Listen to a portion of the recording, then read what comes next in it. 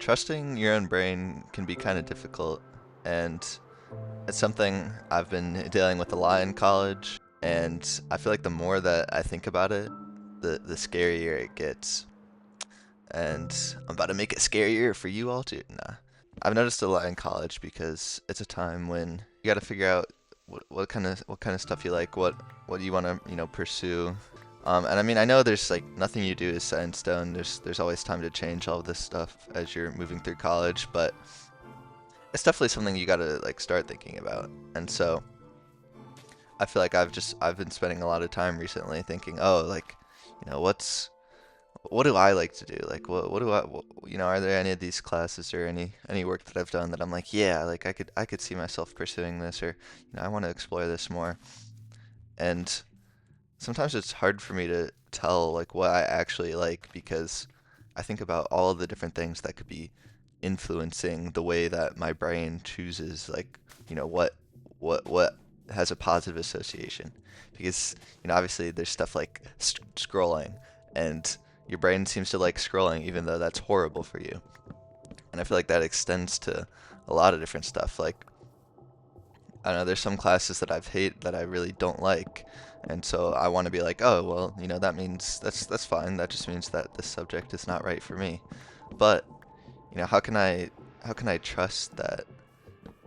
Like, how can I know that that means the subject matter is not right for me? Like, maybe I don't like that class just because it's harder than all my other classes, and I don't like doing hard work. So I feel like there's just all this like internal conflict. It's like, maybe in the long run, this is something that I would find a lot of, I would be really happy with. It's something that, I could pursue as a passion, and it would, it'd be hard work, but if I work hard at it, then it'll be good for me in the long run.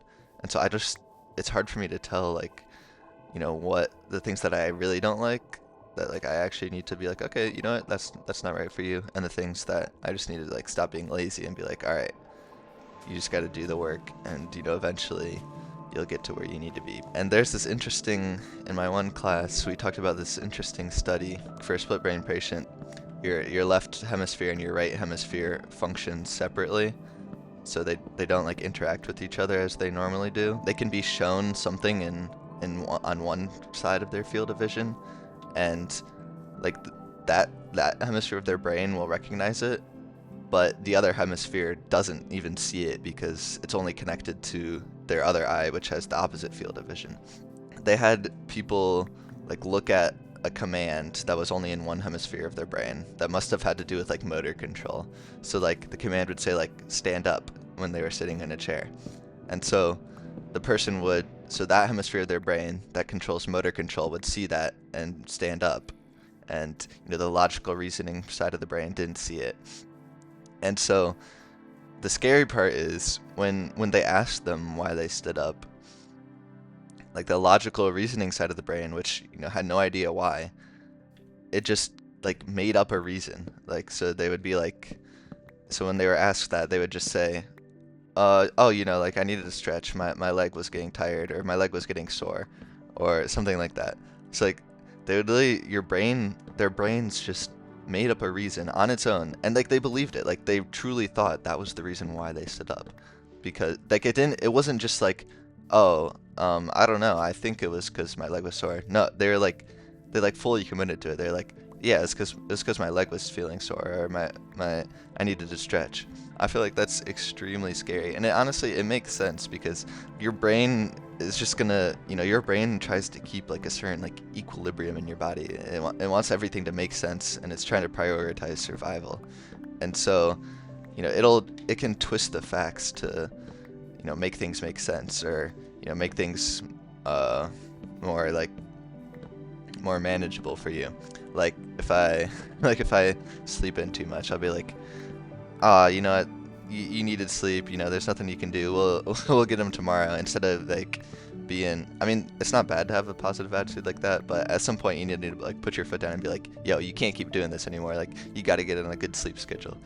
And or another thing that's always happens to me, I feel like I always am able to convince myself like, oh, you know what, you know, when you sleep in that much, there's nothing you can do. Like, you can't control it in the morning. Your brain's only half functioning. You just can't control it. So it's okay because there's just kind of nothing you can do. And I feel like I actually believe it. Like, I don't know, like even talking about it now, I'm trying to convince myself like, no, you need to take control of your actions. There's still like an internal struggle. Like, even though I know that it's wrong to think that, I know it's wrong, but my brain like still somewhat believes it. And I don't know, it's kind of a scary thought that there's always this like struggle between your subconscious like desires and what you logically or consciously process to be the best for you. So yeah, I've just been struggling in college to figure out like what do I like because I don't know, there's just all these conflicting thoughts. I do think, what I've been trying to do, I think this is the best way to go about this because it's not a really, I don't think again, this is like connected to what I was talking about last time. Um, I don't think it helps to like overthink and to like try to hyper analyze everything and figure it out in your head because what I've realized is there's if you think too hard about a lot of stuff, it just doesn't make sense. And I don't know, there's a lot of stuff in the world I think that just doesn't make sense. And when you think about it too hard, it kind of becomes like foreign and scary. Like I feel like you start to question like everything like, oh shoot, like everything I know about life is false and like what am I even doing? Like I don't know what I'm doing. And I think it's easy to have those thoughts. Like I have those thoughts all the time. And no matter how much you try to turn your brain off, you're still going to have those thoughts and it's still going to affect you. So I'm not saying there's a solution to this because it's an ongoing problem that I have and I don't think there's a solution. It's just something you got to constantly battle. But I think something, oh man. I think something oh man. I think something that does help is when you turn off your like or not turn off your brain, but I think you just gotta like what I do. I just constantly remind myself like you gotta find things that help you stay grounded. Like you know what? No, the world is crazy, and there's lots of unknown stuff, but that's just kind of how it is. Like I don't know. I think you just gotta just accept it. Like just the more you think about it, I think it's okay to think about it a lot because the more you make all these like weird stuff that goes on normalized, then the more you realize, hey, like there's lots of crazy stuff, but I'm still here, I'm still living, I'm still getting through stuff, and you just got to keep going.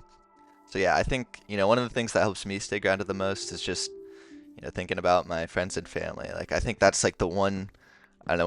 Whenever I get like scared about the world, like oh man, like when I question like how my knowledge of the world and like man like nothing is what it seems.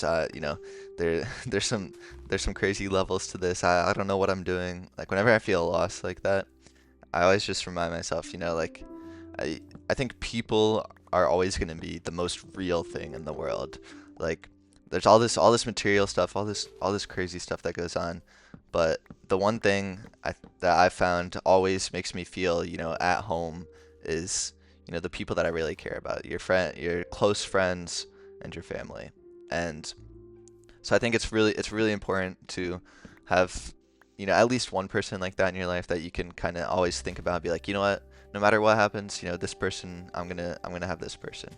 And I think a person like that, they can, they can ground you and keep your mind in a good place when you're thinking, when you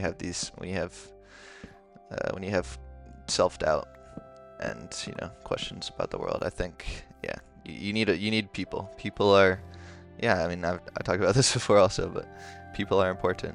I've just been farming trees today because I had finals this week, so I didn't really have time to plan out a build or anything. I still gotta want to figure out how I'm gonna like start doing my builds and talk at the same time because I'm not the best multitasker.